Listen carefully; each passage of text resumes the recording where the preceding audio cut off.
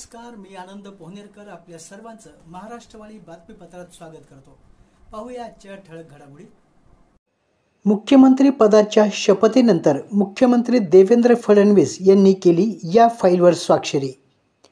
मुख्यमंत्री पदाची शपथ घेतल्यानंतर मुख्यमंत्री देवेंद्र फडणवीस यांच्या अध्यक्षतेखाली झालेल्या पहिल्याच मंत्रिमंडळ बैठकीपूर्वी मुख्यमंत्र्यांनी पहिली स्वाक्षरी केली ती या फाईलवर।